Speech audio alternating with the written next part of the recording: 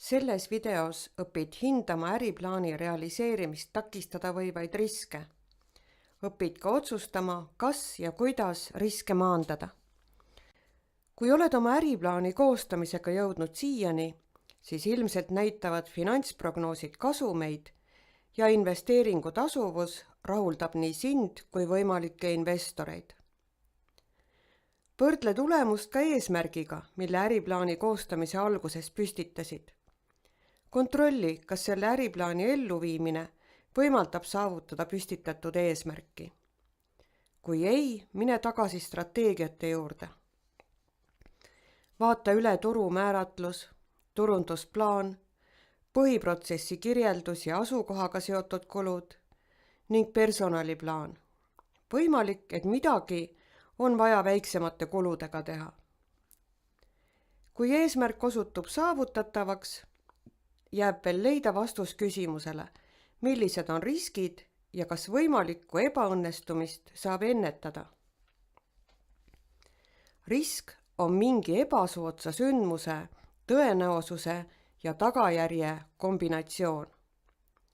Riski võib defineerida ka kui määramatuse mõju eesmärkidele. Hea aluse riskide hindamiseks annab SWOT-analüüs. SWOT-analüüsis tuvastatud nõrkused võivad kujutada endast siseriske. Siseriski põhjuseks on kunagi langetatud vale otsus. Näiteks, kui ettevõtja peab nõrkuseks programmeerimisoskusega inimese puudumist meeskonnas, on selle põhjuseks kunagine otsus mitte õppida programmeerimist. Sellised nõrkused on õigete otsustega likvideeritavad. Tavaliselt äri planeerides nõrkustega arvestatakse ja sellesse punkti jõudes on need kõrvaldamist juba mingis peatükis planeeritud. Näiteks on planeeritud programmeerimisoskusega inimese värbamine. Välisriskid tuletatakse SWOT-analüüsi ohtudes. Välisriskid ettevõtjast ei sõltu, kuna ta ei kutsu neid esile ega saa neid ka olematuks teha. Analüüsiks on oluline teada, kui suure tõenäosusega ebasoodne sündmus juhtub ja milline on selle mõju ettevõtte edule. Tõenäosuse ja mõju hinnangute abil kantakse riskid riskimaatriksile. Riskimaatriks on kahemõõtmeline maatriks, mille ühel teljel on riski realiseerumise tõenäosus ja teisel mõju ettevõtte edule. Kui tõenäosuse või mõju protsendiline hindamine käib üle jõu, võid kasutada määratlusi väike, keskmine, suur. Pea meeles, et ühegi riski realiseerumise tõenäosus ei saa olla 100%, kuna sellisel juhul on tegemist kindla sündmusega, mitte riskiga. Samuti ei saa ühegi riski realiseerumise tõenäosus olla 0, kuna siis see ei olegi risk. Kui riskid on kahe koordinaadiga, tõenäosus ja mõju, maatriksile kantud, tõmba diagonaal.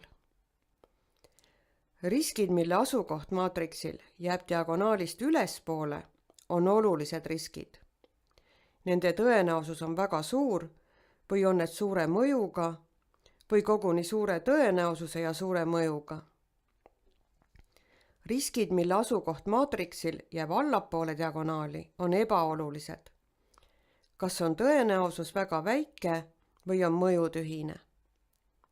Ebaolulised riskid jätame edasisest analüüsist välja.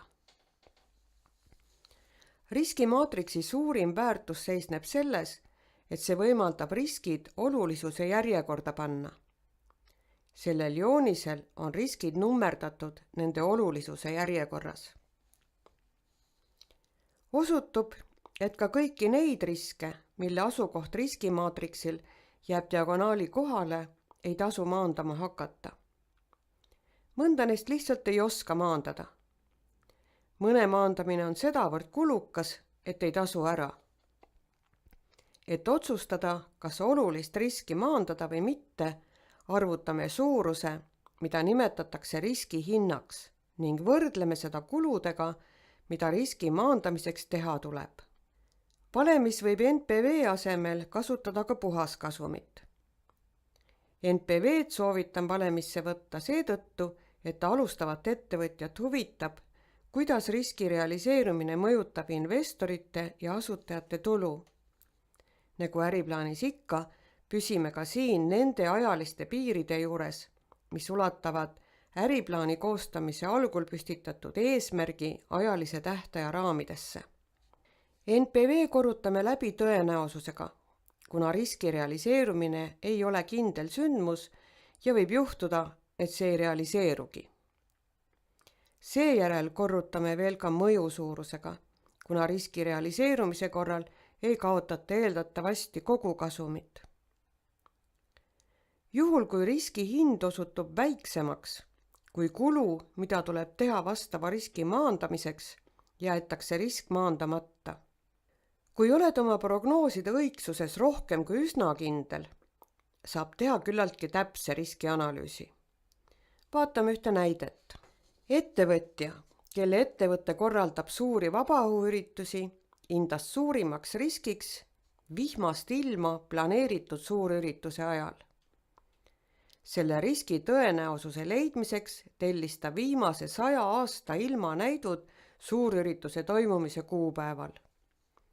Osutus, et 100 aastast 20 sadas sellel kuupäeval vihma, mis tähendab, et vihma tõenäosus sellel kuupäeval on 20%.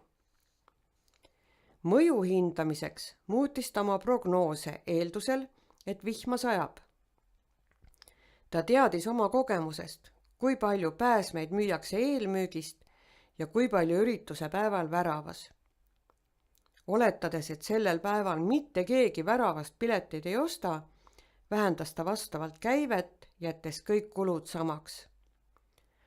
Osutus, et tulud vähenesid seetõttu 30%. Nüüd arvutas ta riski hinna ja võrdles seda üritusele ajutise katuse rendi hinnaga. Sedavõrd hiiglasliku ajutise katuse rendi hind oli mõnevõrra kõrgem kui riskihind ja ta jättis riski maandamata. Õnneks läks kõik hästi ja vihma ei sadanud, aga oleks võinud minna ka teisiti. Juhul, kui mõni väga oluline risk jääb maandamata, kuna selle maandamise kulu on suurem kui riski hind, või kui seda polegi võimalik maandada, tuleks mõelda välja plaan B juhuks, kui see risk realiseerub. Selline varuplaan annab ka investorile kindlustunde. Ta teab, et maandamata risk on suur, aga ettevõtjal on selleks plaan olemas. Selles videos õppisid hindama äriplaani realiseerimist takistada võivaid riske ning otsustasid, kas ja kuidas riske maandada. Järgmises videos õpime kirjutama äriplaani lühikokkuvõtet. Kohtumiseni!